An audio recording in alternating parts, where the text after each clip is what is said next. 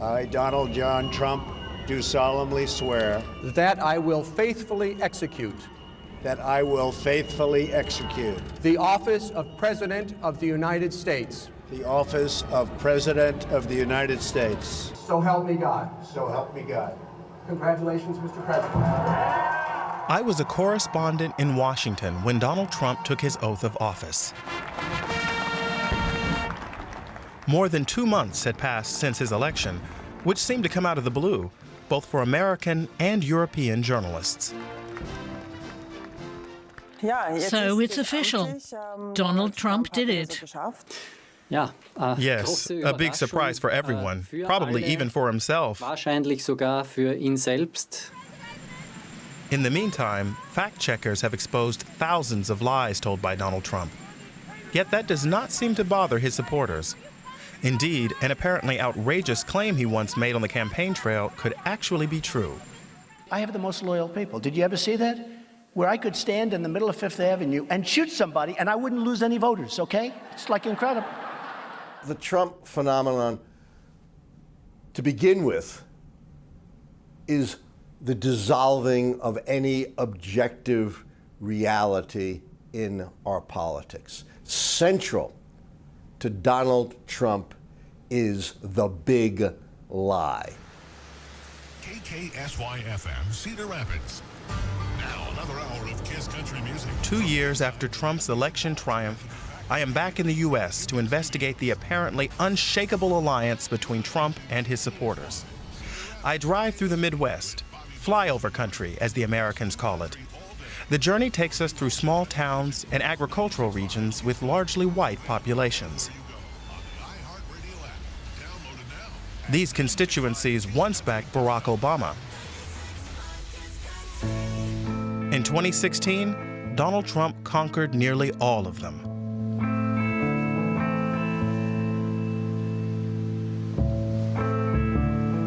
Weirton in West Virginia. Once home to one of the biggest steel mills in the world, it used to employ 14,000 workers. Now they barely count 700. The rundown industrial towns of the Rust Belt are home to the forgotten men and women, as Donald Trump called them. He promised to give them a voice.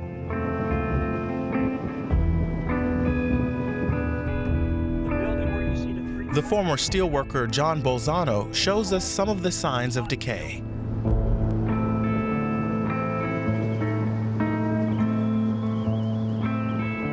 This is an old movie theater. Building closed.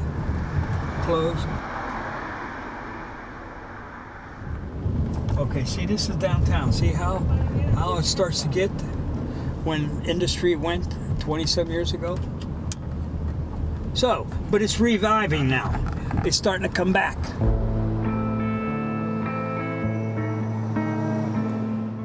I was in Weirton at the beginning of last year, shortly after Donald Trump's presidential inauguration.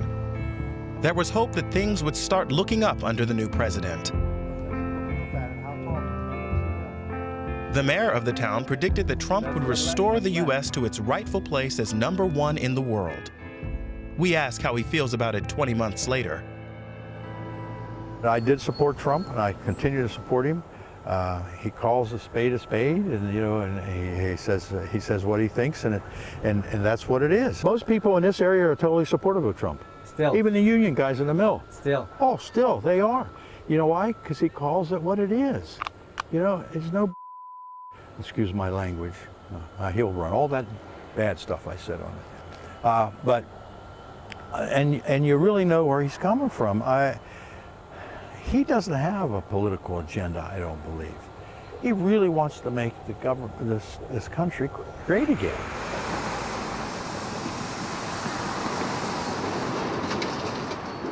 There are some signs of progress. A company has bought a large part of the old steel mill complex and is demolishing it with a view to setting up a modern industrial park.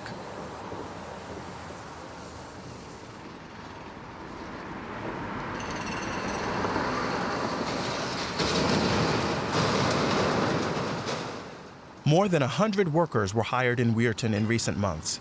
That may be a far cry from the town's glory days, but these are the first new industrial jobs here for more than 20 years. I arranged to meet an acquaintance at the headquarters of the local steel union.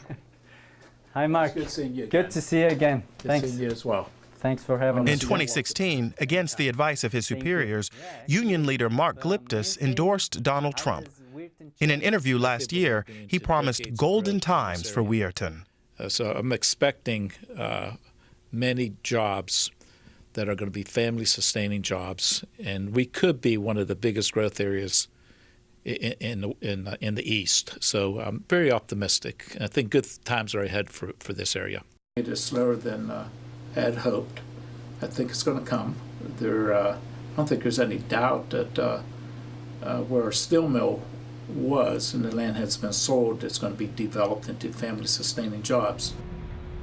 In the meantime, President Trump has imposed tariffs on steel and aluminum imports. Mark Glyptis sees it as the only way to tackle unfair business practices in China and other countries, whom he blames for the downfall of U.S. industry. 50 bankruptcies didn't occur because 50 companies were mismanaged. They occurred because the government turned their back on America and its workers, both Democrats and Republicans. I was never afraid of a trade war. I mean, we're the greatest country in the world, and you see people talking about, I'm afraid of a trade war. I don't want a trade war. However, I want it to be fair. Ahead of the congressional elections, Donald Trump has gone to battle again. And it's just like 2 years ago. Wherever he makes an appearance, thousands flock to see him. Excuse me, sir. This is Austrian Real News. What are you expecting today?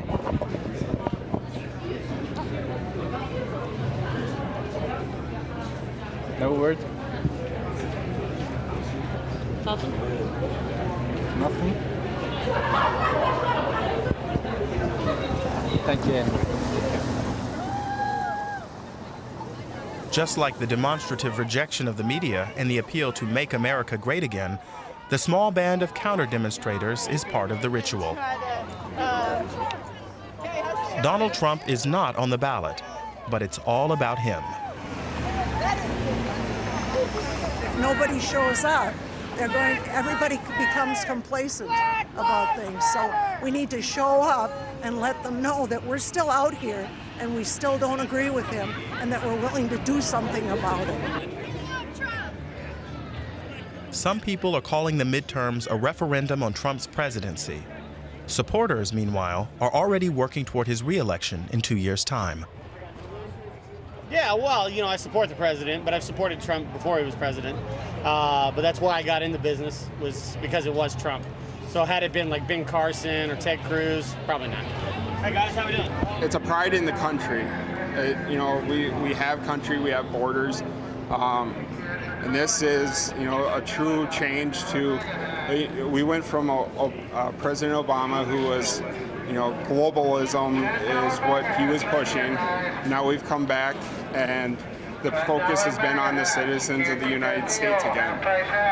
So that's why all these people are here, is because they feel their voice matters again. Here he is! Woo! USA! USA! USA! USA! USA! USA! He's making America great again. Jobs are up, taxes are down, defense is strong again. He's working hard on crime. He's doing all of the things that we put him in office to do. And by the way, you got thousands of people outside, and you have thousands of people who I just saw in a lovely room, but I said, next time you have to get here a couple of days earlier. Right? Donald Trump is a very charismatic figure. His great skill is as a showman and as an entertainer. And he feeds into the anxieties of a certain group of Americans who believe the country is passing them by. that this is no longer the America that they know and love, that America is being undermined by illegal immigrants, by gays and lesbians, by minorities demanding special privileges. And Trump is not a conservative. He is a reactionary. He is a throwback to an earlier time, and that appeals greatly to this largely white, older segment of the population.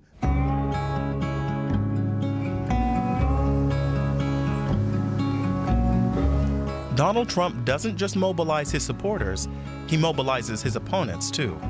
We visit Dubuque, Iowa, a typical small town. In towns like this and the outer boroughs of cities, Trump ruled the roost in 2016. But the pendulum may be swinging in the opposite direction. Surveys say women, especially, are turning away from the president. We visit Lindsay James, who has entered politics herself. The trigger for her came on the day after Trump's election victory. I asked Mom, do we have to build a wall? This was after we were talking about who the next president was? Yeah. What was it you were concerned? Because other people can't come into our state that we are in. I often say that kids are our most important responsibility and our most precious resources. And so really, knew in that moment when Jenny asked me whether or not we needed to build a wall, that was when I knew that I needed to do something more.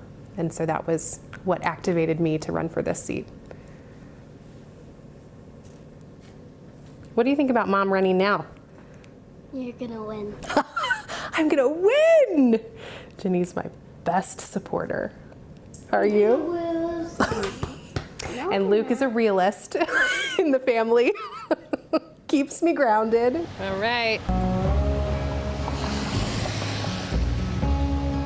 James is running for a seat in the Iowa House of Representatives.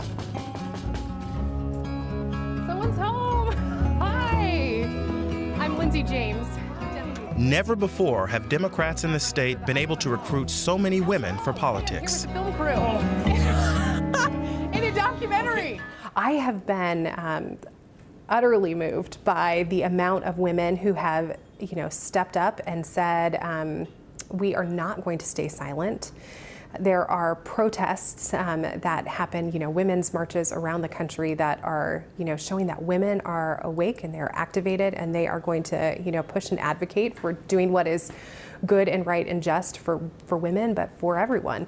So I am really proud of being a part of that. We see that in a local level. The organizations and the people, the activists that are coming out, they are led by women. 1565 is... The main goal is to get out the vote for the Democrats.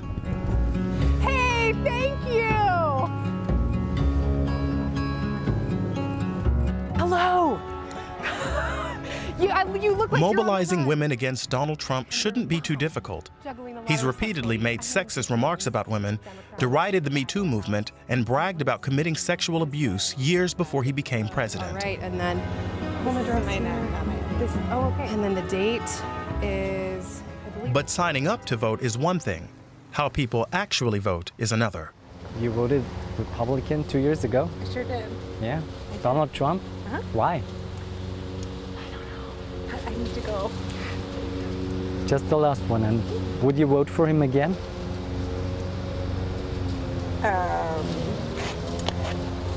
Yeah, Yeah? I would. Well, why? I gotta go. Thank you.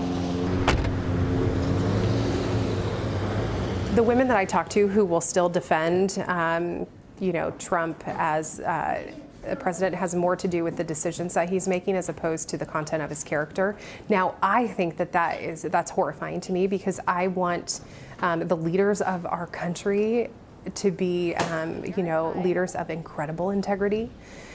So it's really disappointing for me. And I think it does, push and oppress women, even more. And I think I'm grateful that there are women standing up saying, no, we won't allow that for that.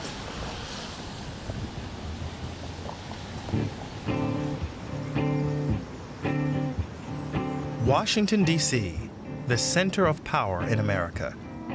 The self-styled anti-establishment man, Donald Trump, said he would shake up Congress from the White House. Now, he is to be seen on Capitol Hill more often. The Republican majority in Congress, which was initially against him, does not dare to challenge Trump, the winner, especially at election time. A tax reform mainly favoring businesses and the wealthy is the Trump administration's model project. But what of the forgotten men and women? Nothing. The tax cuts aren't going to help the forgotten men and women. Deregulation is not going to help the forgotten men and women. Yes, unemployment is low and jobs are being created, but that's been true for many, many years. This is not a trend unique to the Trump administration, and real wages, what really helps the forgotten people, have been pretty much stagnant.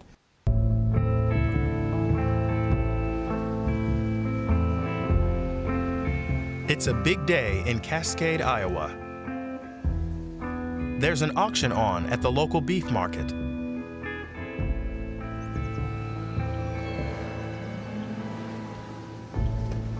Farmers here have always been grassroots Republican voters. We want to know whether that still applies now that the trade dispute with China is biting.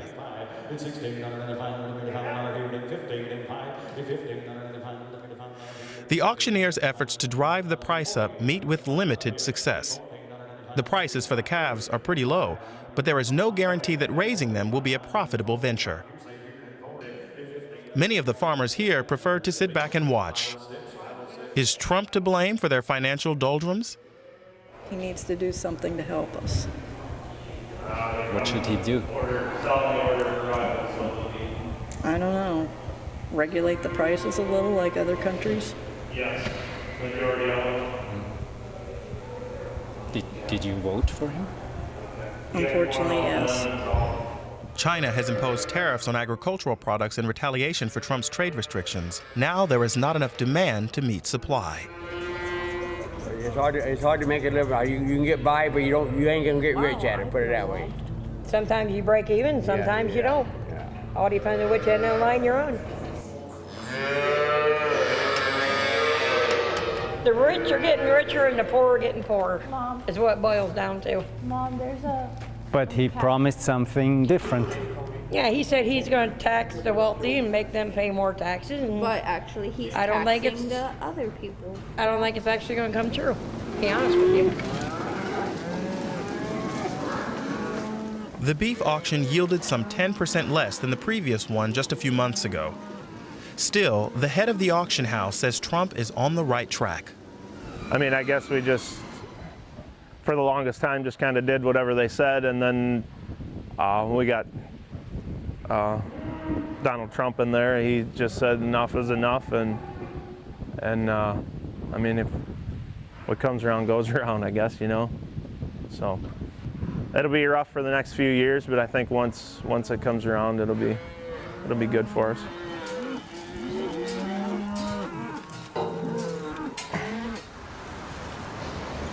New York, though Donald Trump's native city, did not elect him. The people in this overwhelmingly Democratic city have a little more in common with those in the Midwest than their mutual mistrust.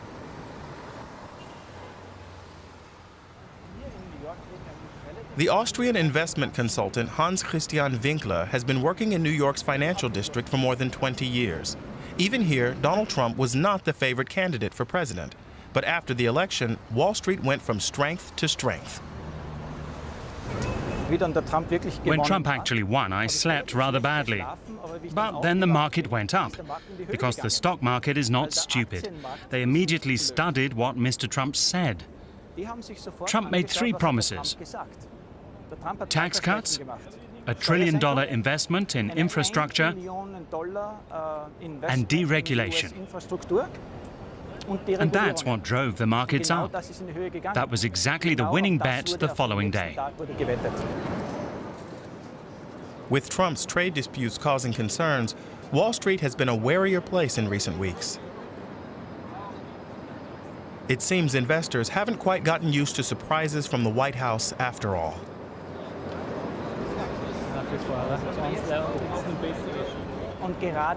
With Trump, you don't know what will happen or what he will say from one day to the next. If you can't sleep for fear of his slip-ups, then you have invested badly, in my opinion. You have not diversified your portfolio enough. But these slip-ups will always happen, and it's only a question of time before the next one comes.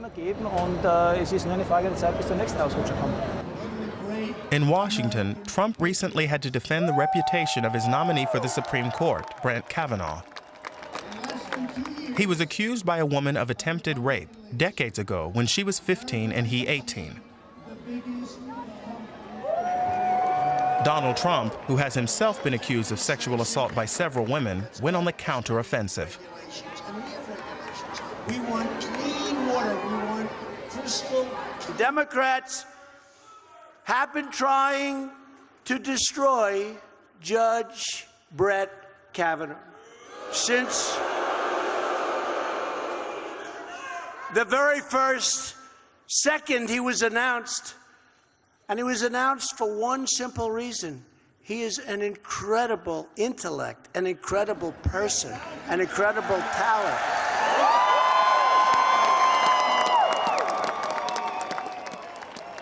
Most of the people here are not the losers of globalization. Many of them are from the relatively well-off middle classes.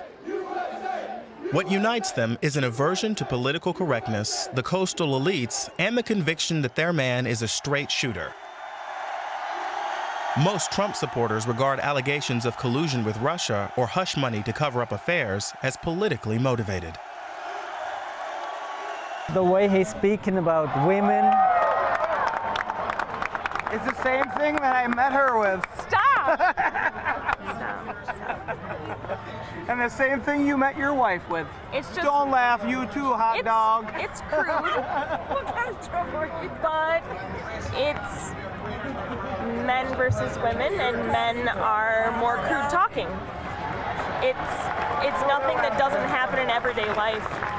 Although it's wrong that things happen like that, it happens every day. It's not just him.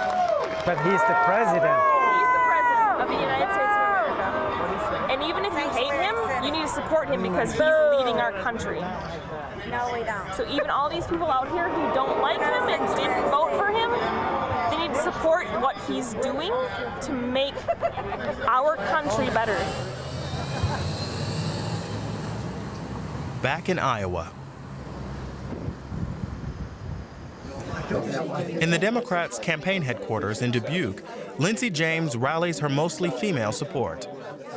They plan one last push to get out the vote, especially the female vote. That's his favorite thing to say. I don't know. One of the biggest goals is to reverse the Republican majority in Congress. That would do a lot to reduce the president's ability to fulfill his electoral promises. Our legislative makeup. And Lindsay is the state rep. Hello, hello!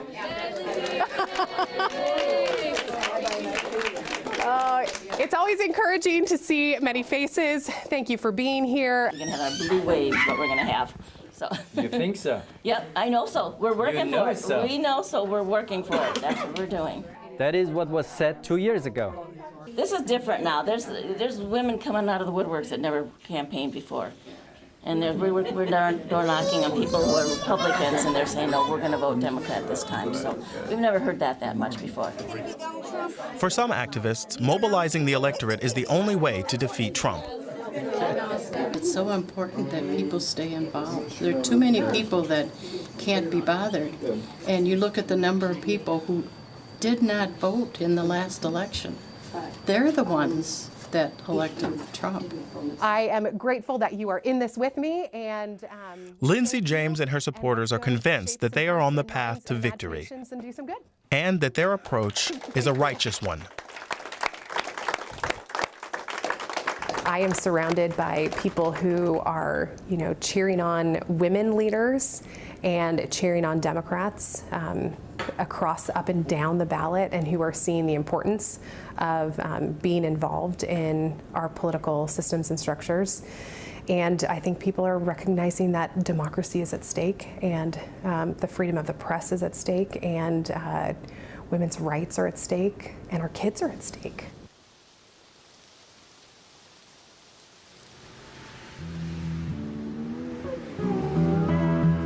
For a different angle, we go back to the steel town of Weirton in West Virginia. The oldest bar in town used to be a busy place. The drinkers here now are all regulars who have been coming here for years. Many of them used to come in here for a drink after their shifts at the mill.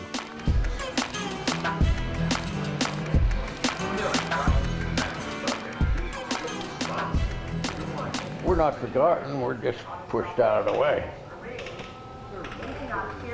That's all. By whom? They don't want nothing to do with anybody from West Virginia. All they wanted to do is shut all the coal mines down, shut everything down in this country, in this state. The men here acknowledge that even Trump won't be able to bring back the glory days. But they say he is on their side nonetheless. I believe he looks out for the people. I mean, if you think about it, the man did not have to run for presidency. As far as I'm concerned, he has more money than what you could shake a stick at, and I think he's trying to help out the country. He's looking out for the country. I know a lot of people don't believe that, but that's my opinion. I'm a Democrat, and I'm ashamed that I am a Democrat. How come? I'm serious. Because you're supposed to work with the president. You get a president, you're supposed to work with him. I mean, how long has he been there? 2 years? Pretty close to 2 years. They haven't done anything. Anything but fight. For Frank Zapp, opposing the president is un-American. He says it wouldn't have happened in the past. Let's make America great again. Well, America was great. But it's not yet great again? Oh, yeah, it's great. Why not? I mean... we got a lot of freedom. I don't know what great again. It was great before. Right, Greg? It was a lot greater. It was great. I loved it in the 60s. Well, you know, 70s. Back then, everybody made good money. Sure. Now, he used to come in his bar, he could find a place to sit down. There'd be people everywhere. We have reached the end of our journey through a divided country. It wasn't Trump who caused the divisions, but he has certainly deepened them. After the deadly shooting attack in a synagogue and the letter bombs sent to prominent Democrats in recent weeks, the president has called for unity. But that call cannot gloss over the allegation that the Trump phenomenon has been instrumental in the growth of hate.